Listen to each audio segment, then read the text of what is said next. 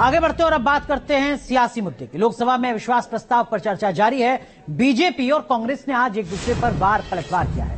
बहस की शुरुआत करते ही गौरव गोगोई ने मणिपुर हिंसा का मुद्दा उठाया। सवाल उठाया कि मणिपुर पर प्रधानमंत्री मौन क्यों है, चुप्पी क्यों नहीं तोड़ते। इस पर पलटवार करते हुए बीजेपी सांसद निशिकांत दुबे ने कहा कि कांग्रेस राष्ट्रवाद की बात ना करे तो अच्छा। तो नो कॉन्फिडेंस मोशन पर चर्चा की शुरुआत करते हुए कांग्रेस सांसद गौरव गोगोई ने मणिपुर हिंसा का जिक्र किया और सरकार पर हमला बोला। तो पलटवार बीजेपी के सांसद निशिकांत दुबे ने क्या कुछ कहा, सुनाते हैं आपको। ये जो घटनाएं मणिपुर में हो रही है, इसको ये हम ना समझे कि उत्तर पूर्वांचल के किसी कोने में हो रहा है, ये भारत में हो रहा है सर। अगर मणिपुर जल रहा है तो भारत जल रहा है। अगर मणिपुर में आग लगी है तो भारत में आग लगी है। अगर मणिपुर विभाजित हुआ है तो भारत विभाजित हुआ है। तो आज हम सिर्फ मणिपुर की बात नहीं कर रहे, हम भारत की बात कर रहे हैं। प्रधानमंत्री महोदय ने एक मौन व्रत लिया कि सदन में ना लोकसभा में कुछ बोलेंगे ना राज्यसभा में कुछ बोलेंगे, और इसीलिए अध्यक्ष महोदय ये नौबत आनी पड़ी कि हम अविश्वास प्रस्ताव के द्वारा प्रधानमंत्री मोदी जी का मौन व्रत हम तोड़ना चाहते हैं। राहुल जी हैं कि नहीं मानसून सेशन में?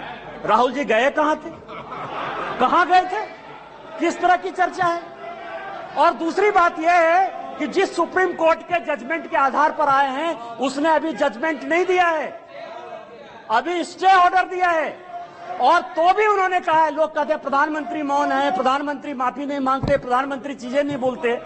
मैं ये कह रहा हूं कि ये क्या नहीं कर रहे हैं, या अभी भी कह रहे हैं, दो चीजें कह रहे हैं। मैं माफी नहीं मांगूंगा। क्यों माफी मांगे भाई? मोदी तो बहुत छोटा जात है, नीच जात है, ओबीसी है, ओबीसी से क्यों माफी मांगेंगे, बड़े आदमी हैं। और दूसरी बात यह है कि सावरकर नहीं हूं मैं, सावरकर नहीं हूं मैं, आप सावरकर हो भी नहीं सकते, कभी जिंदगी में नहीं हो सकते। 28 साल उस आदमी ने जेल में गुजारा है, आप अपनी तुलना सावरकर से करते हैं, कभी सावरकर नहीं हो सकते। तो निशिकांत दुबे ने सोनिया गांधी का नाम लेकर कांग्रेस पर तंज कसा। साथ ही उन्होंने 2024 के लिए भविष्यवाणी की। क्या कुछ कहा निशिकांत दुबे ने 2024 के लिहाज से, ये भी आप सुनिए।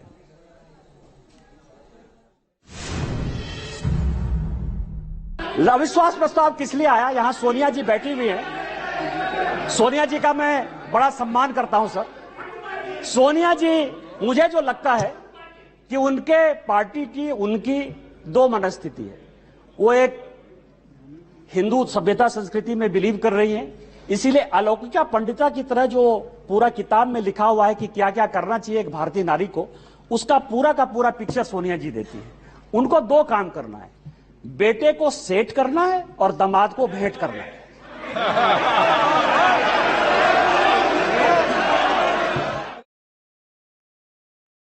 आज अविश्वास प्रस्ताव उस आदमी के खिलाफ है जिसने सबों के घर में उजाला लाने की कोशिश की, गरीब के खिलाफ है। और जितने बहस होंगे सर, वो माननीय प्रधानमंत्री जी को, माननीय प्रधानमंत्री जी की नीतियों का चीरहरण करेंगे, जैसे द्रौपदी का चीरहरण हुआ है। मैं आपको कहना चाहता हूं इतिहास से कि चाहे राम मंदिर बना दिया हो, 370 जो हमारी थी धारा, वो सारे तो हमने बना ही दिया। मैं केवल इतना चलिए सीधे आपको लेकर चलते हैं लोकसभा, जहां किरण रिजिजू कुछ कह रहे हैं, सीधे आपको ले चलते हैं। और जिसके तरफ देखिए, उस समय का तत्कालीन प्रधानमंत्री डॉक्टर मनमोहन सिंह जी तो खुद राज्यसभा, तो लोकसभा से नहीं आए थे, असम के सीट से, असम के कोटा से राज्यसभा के सदस्य बने, 2 बार प्रधानमंत्री बने। कभी भी विकास के नाम पर नॉर्थ ईस्ट का दौरा नहीं किया। 1-2 बार औपचारिक कार्यक्रम के लिए गए होंगे, लेकिन कभी भी हमारे नॉर्थ ईस्ट के सांसदों के साथ, नॉर्थ ईस्ट के मुख्यमंत्रियों के साथ बैठ करके कभी भी नॉर्थ ईस्ट के बारे में चर्चा नहीं किया।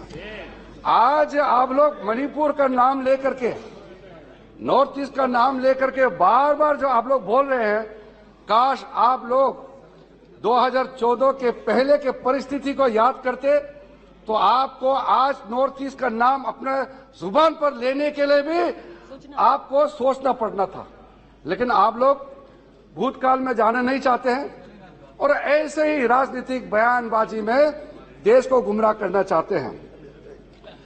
नॉर्थ ईस्ट के जो राज्य है पॉपुलेशन की दृष्टि से बहुत बड़ा नहीं होते हैं। पॉपुलेशन के हिसाब से हमारे वहां के जो मेंबर्स ऑफ पार्लियामेंट का संख्या भी कम है।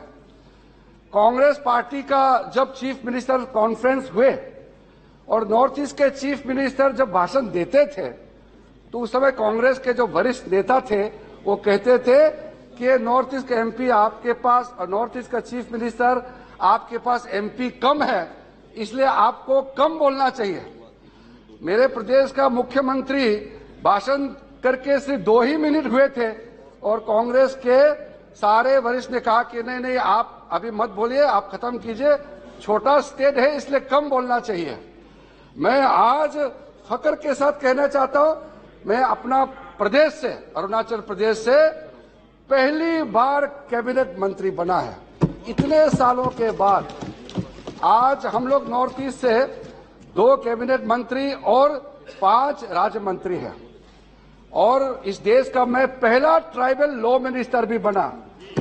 ये जो इसको कोई टोकन, इसको कोई डेकोरेटिव एक्शन मत सोचिए। माइनॉरिटी तो मैं हूं, लेकिन मोदी जी ने माइनॉरिटी और कमजोर सोचने का मौका ही नहीं दिया, क्योंकि आज हम जहां खड़ा है, अगर मैं अरुणाचल में खड़ा हूं, मणिपुर में खड़ा हूं, जहां भी मैं खड़ा हूं वही जगह इंडिया का मेन स्ट्रीम बन जाता है। पहले लोग कहते थे कि आप लोग मेन स्ट्रीम में जुड़िए, मेन स्ट्रीम में जुड़िए। आज हरेक भारत का हरेक हिस्सा देश का मेन स्ट्रीम बन चुका है, इसलिए आप लोग को सोचना पड़ेगा कुछ कहने से पहले। 4:40 खबर में एक छोटा सा ब्रेक, तुरंत हाजिर होते हैं।